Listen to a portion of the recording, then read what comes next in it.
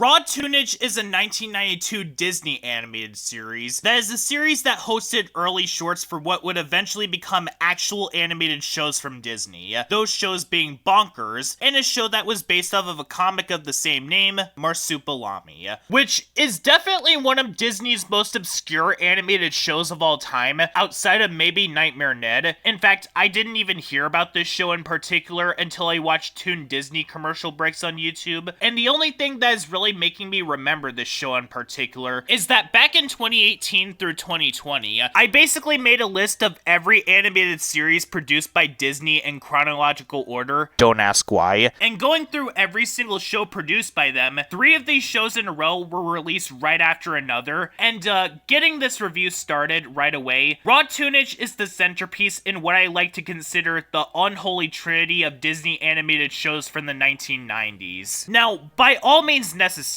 these 3 shows, Bonkers, Marsupilami, and Schnookums and Meat, are not the worst Disney animated shows of all time, not even by 90s standards. If Beauty and the Beast Belle's Magical World got to be a full show, like it was originally going to, that would be the worst one by a decent margin. But even some of their most infamous shows of all time were shows that stood on their own and were not connected in any sort of way. The unholy trinity of 90s Disney animated shows are connected in a lot of ways. Both Bonkers and Marsupilami were originally part of this show, and Schnookums and Meat originated from Marsupilami. All 3 of these shows share pretty similar issues with each other as well, in that they either struggle to find their own identity, or it's obvious that they were trying to fit in with what other studios were doing at the time, Marsupilami and Schnookums and Meat being the biggest examples of this, and even Bonkers, which originally wanted to be its own thing, absorbed a lot of these issues, as there was going to be a Who Framed Roger Rabbit series, and they apparently decided to use Bonkers as the main character instead, because there were issues regarding copyright with getting Roger Rabbit, but those are issues that'll be discussed some other time, because today's subject is the show where both of these shows originated from, Raw Toonage. So, what is Raw Toonage about? Well, the best way to describe this show is that it does something similar to what Grim and Evil did, where that show basically had the earlier episodes of The Grim Adventures of Billy and Mandy and Evil Con Carne air simultaneously before they ended up splitting into their own shows later on. However, where with Grim and Evil, Billy and Mandy was the more successful of the 2 shows, while not too many people really remember Evil Con Carne, Raw Toonage just kind of throws something at the wall to see what sticks, as this show has a 3rd segment that you might not know about called Totally Tasteless Video, which basically tells a random story with a random character that we don't know anything about, with jokes that are also completely unfunny and confusing. I'm not joking when I say that these segments think that a channel where all shows revolve around characters being potatoes is inherently funny because potatoes. And there's also a similar problem in these segments as what I pointed out with Mad Jack the Pirate. The show inherently thinks that making pop culture references is inherently a joke, but they're not doing anything with it. It's just a reference and that's it. Also, with the Poultrygeist segment that they do in an episode, there's an episode of Chowder that basically does what this short tries to do, and they did it so much better. And another thing too, Billy and Mandy and Evil Con Carne started off as pilot shorts that were part of a poll, so people were already familiar with those 2 before they even premiered on Cartoon Network. I don't even think that people were familiar with Bonkers before this show came out, and Marsupilami being a part of this show was to its detriment, because from what I read online, most of the episodes of that show were recycled from the segments of this show, but then again, that show was aired on CBS instead of the Disney afternoon.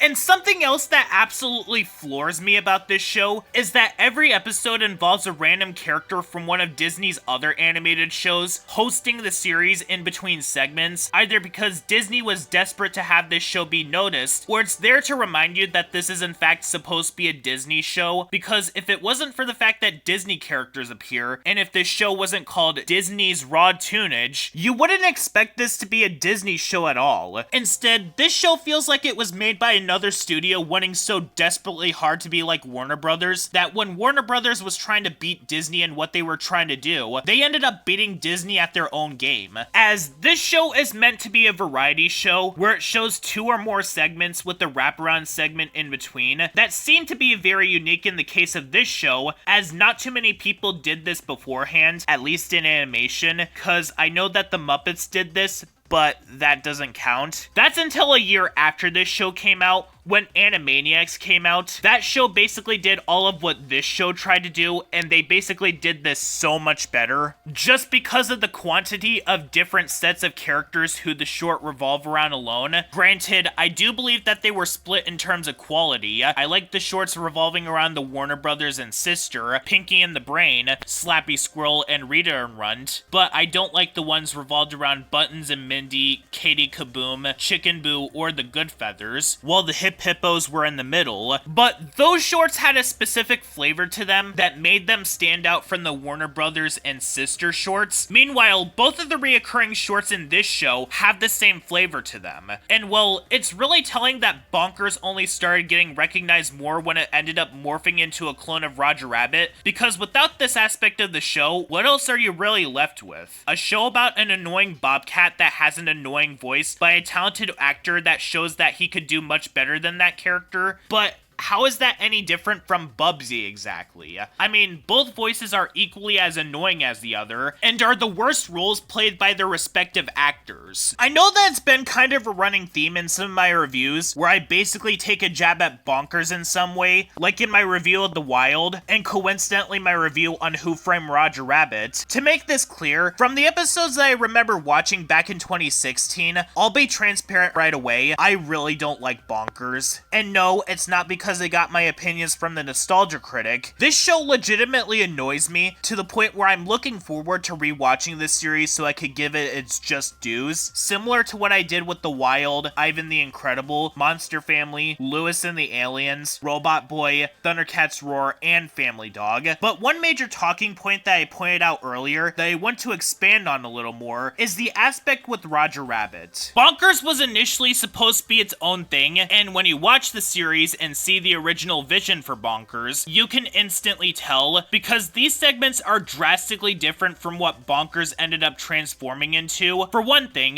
Bonkers has a love interest in these shorts, and episodes just take place in anywhere it wants to. And second, Bonkers has an established partner in these shorts that entirely changed once the series came into existence. And as for Marsupilami, the other series that this show is trying to showcase that could make for a show, it's basically just a diet version of the Looney Tunes. You can't convince me otherwise. It basically tries to do exactly what Bugs Bunny and Daffy Duck did in the Rabbit Season and Duck Season shorts, where Marsupilami and Maurice try to outsmart this poacher who tries to capture both of them, but there's literally no humor to it whatsoever. I mean, even disregarding the slapstick and visual jokes, which fall flat on their face because the jokes are way too predictable in these shorts. They don't have any sort of memorable or clever quips from the other characters to make the jokes land. And unlike Zig and Sharko, the characters barely offer anything to make their presence memorable or worth noting. Maurice is just there, while Marsupilami is the one who does the heavy lifting most of the time, but I think I should probably save the full discussion of both of these shows when I get to them at some point in time, especially because apparently most of the Marsupilami shorts in this show are recycled into the full show. As for Raw Toonage, I won't say that this is Disney's worst show, because it is meant to be a test to see how Bonkers and Marsupilami would work for an entire series, but all this show is in a nutshell is a rough draft for a series that not only did what this show did, but they also did exactly what this show did way better.